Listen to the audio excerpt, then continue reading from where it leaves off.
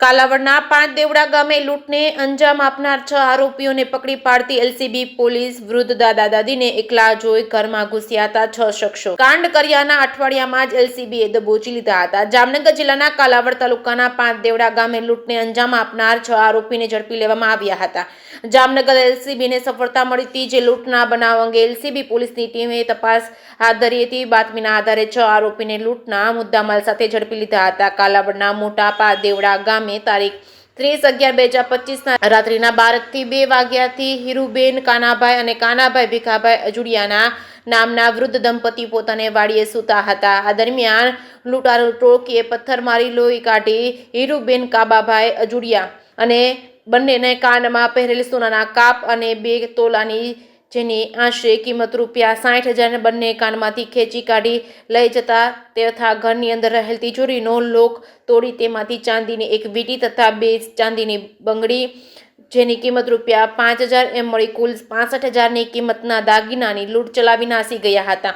આ અંગે વિરાંગભાઈ આગજુડિયાએ પોલીસમાં ફરિયાદ નોંધાવી હતી. આ અંગે પોલીસ ફરિયાદ બાદ કમાન્ડ કંટ્રોલ રૂમની મદદ મેળવી હતી. કાલાવડ તાલુકાના મોટા પાંચ દેવડા ગામે લૂંટમાં મદદ કરનાર 6 શખ્સો એ લૂંટના મુદ્દામાલ સાથે નાગેડી ગામેથી જેડીસી વિસ્તાર જામનગર વિસ્તાર વિકાસ સત્તામંડળના કોમ્યુનિટી હોલ સામે ઉભેલ આ અંગેની બાતમી મળી હતી, જેના આધારે પોલીસે દોડી જઈ નારણભાઈ ઉર્ફે નાયાભાઈ જગાભાઈ વારોતિયા, ગોવિંદભાઈ કરશનભાઈ કનારા, નારણભાઈ વીરાભાઈ હું અને મુનાભાઈ અમરુભાઈ બાબર અને સાગરસિંહ રાયસિંહ અલાવા તેમજ પંકજભાઈ ભારતભાઈ બિલવાવ ને પકડી પાડ્યા હતા, જેની તપાસમાં બિલાલ રસિંગભાઈ વનુસરિયા રહે છોટી ઉરી ગામ, તાલુકો જિલ્લો આલિયાજપુર, ભવાનભાઈ જીથરાભાઈ ઘાવડ આદિવાસી રહે ભુજ મૂળ રહેવાસી મધ્યપ્રદેશ અને અશોકભાઈ બાવાભાઈ વસોયા પટેલ રહેવાસી તરગડિયા ગામ, તાલુકો જિલ્લો રાજકોટને સંડોવણી સામે આવતા ફરાર જાહેર કરાયા છે. પોલીસની ઝપેટે ચલાયા આરોપી પાસેથી સોનાની બુટી તેમજ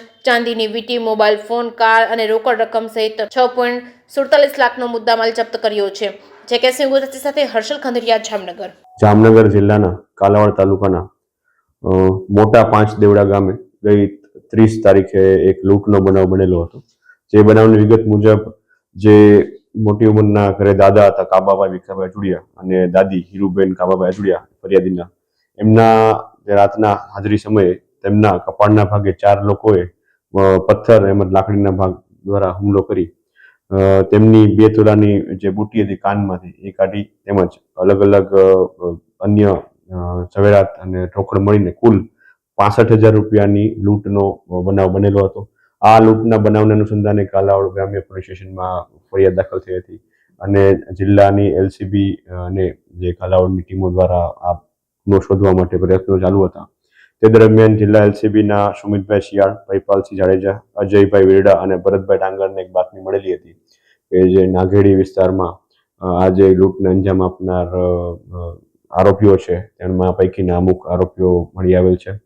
જેમાં જે પકડાયેલ આરોપી છે તેમાં નારણભાઈ ઉર્ફે નાયાભાઈ જગાભાઈ અર્જણભાઈ વારોતરિયા તેમજ ગોવિંદભાઈ કરશનભાઈ કનારા, નારણભાઈ વીરાભાઈ હુણ, મુન્નાભાઈ અમરુભાઈ બાબર, સાગરસિંહ રાયસિંહ અલાવા, પંકજભાઈ ભારતભાઈ બિલવાલ, આ 6 આરોપીઓને હાલ પકડી પાડવામાં આવેલા છે. તેમજ આ સિવાય જે આ ગુનામાં અન્ય આરોપીઓ હતા, જે 3 આરોપી છે ભવાનભાઈ જીથરાભાઈ ધાવડ, અશોક બાવાભાઈ વસોયા, બિલાલ રક્ષિંગ વનસુયા, આ 3 આરોપી પકડવાના હાલ બાકી છે.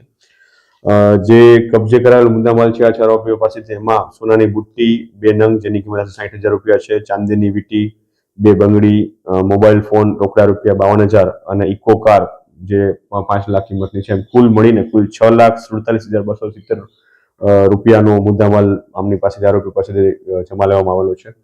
જે આ લોકોની મોડસ ઓપરેન્ડી હતી તેની વિગત મુજબ જે ગોવિંદભાઈ છે એમના દ્વારા આ લૂંટ બાબતે પ્રથમ જે માણસો માટે એમનો નારણભાઈનો સંપર્ક કરવામાં આવેલો હતો અને ત્યારબાદ જે અશોકભાઈ વસોયા છે એમનો સંપર્ક કરવામાં આવેલો હતો અને ત્યારબાદ અશોકભાઈ દ્વારા ભવનભાઈનો સંપર્ક કરવામાં આવેલો હતો.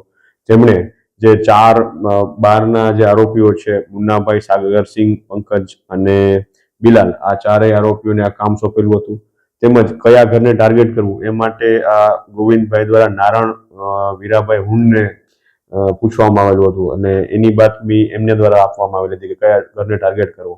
આમ એક પ્રકારે જોતા આ જે કોઓર્ડિનેશનનું અને આઉટસોર્સિંગ જેવું લૂંટનું કામગીરી આ વખત જાણવા મળેલી છે. આ પ્રકારની જોવા મળેલી છે. તમામ આરોપીઓને જે 6 આરોપીઓ છે એને એલસીબી દ્વારા પકડવામાં આવેલા છે, જિલ્લા એલસીબી દ્વારા. એ બાબતે એલસીબીનો ખૂબ જ આપણે અભિનંદન આપીએ છીએ અને સારી કામગીરી બદલ આવી જ કામગીરી આગળ કરતા રહેશે અને આગળની તપાસ હાલ ચાલુમાં છે. ગામના લોકો